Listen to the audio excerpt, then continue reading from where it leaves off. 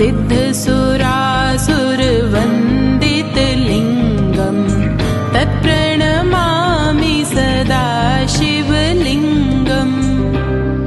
हर हर महादेव। मेरे प्रिय भक्तजनों और श्रद्धालुओं, आज जो अनुभव हुआ है उसे केवल एक भजन की प्रस्तुति कह देना शायद उस अनुभूति के साथ अन्याय होगा।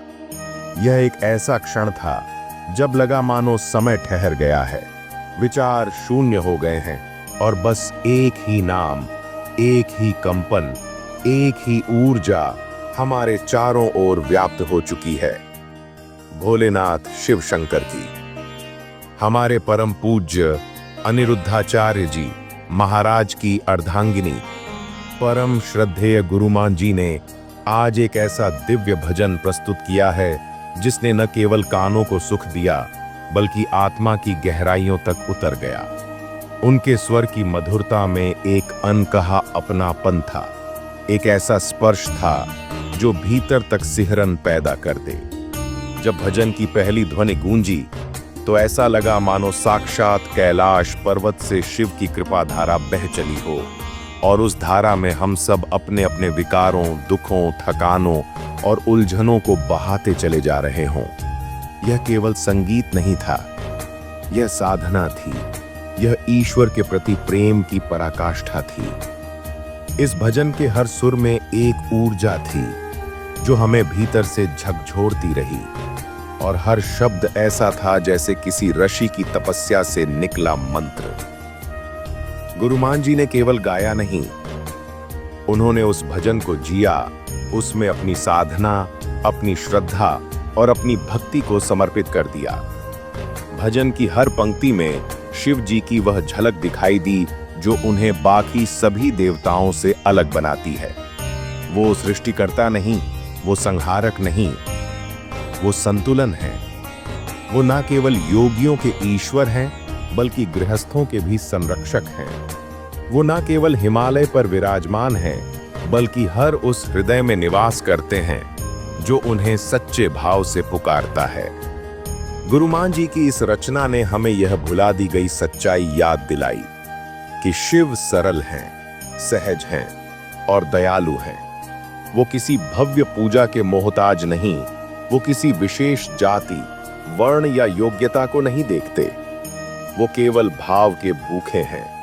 उन्होंने रावण को भी आशीर्वाद दिया, भस्मासुर को भी वरदान दिया और अगर कोई टूटकर, थककर, हारकर उनके चरणों में गिर जाए तो उसे भी गले लगाकर नया जीवन दे देते हैं। इस भजन को सुनते हुए ऐसा लगा मानो हमारे जीवन की सभी व्यर्थताएं, हमारी सभी उलझनें और अशांति जैसे मिटती चली जा रही हैं।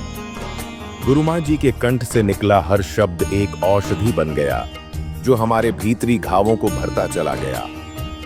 जब उन्होंने गाया कि आए जो चरणों में हारे प्रभु तार तार तू, तो लगा जैसे यह पंक्ति हमारे ही जीवन पर उतरी हो, जैसे शिव जी हमारी थकी हुई आत्मा को आलिंगन में ले रहे हों और कह रहे हों, मैं हूं, तू बस समर्पण कर। यह भजन हमें यह भी समझाता है कि कैलाश केवल एक पर्वत नहीं है, वह स्थिरता का प्रतीक है, वह आत्मज्ञान की ऊंचाई है, वह तप का चरम है। और जब कोई भक्त शिव के प्रति अपना हृदय खोलता है तो उसके भीतर का कैलाश जाग जाता है। तब वह व्यक्ति भी शिवमय हो जाता है, चाहे वह किसी भी परिस्थिति में क्यों न हो। यही अनुभूति इस भजन से उपजी और यह अनुभव सभी के लिए था, किसी एक के लिए नहीं।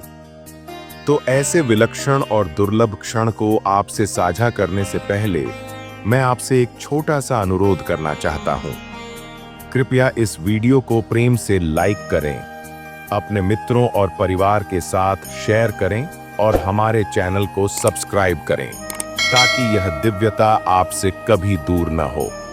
जब आप इस चैनल से जुड़ते हैं तो केवल एक डिजिटल सब्सक्राइबर नहीं बनते, आप एक आध्यात्मिक परिवार का हिस्सा बनते हैं जो केवल मनोरंजन नहीं बल्कि आत्मा का पोषण करता है। आइए हम सब मिलकर इस भक्ति की गहराइयों में उतरें। जब जीवन में घोर अंधकार हो, जब चारों ओर निराशा हो, तब केवल एक नाम लीजिए, हर हर महादेव। क्योंकि शिव केवल ईश्वर नहीं है, वो जीवन है, वो चेतना है, वो प्रेम है, वो क्षमा है और सबसे बढ़कर वो हमारे भीतर का प्रकाश है। गुरुमान जी ने जो दिया है वह केवल एक रचना नहीं, वह हम सब के लिए एक आशीर्वाद है। हर हर महादेव।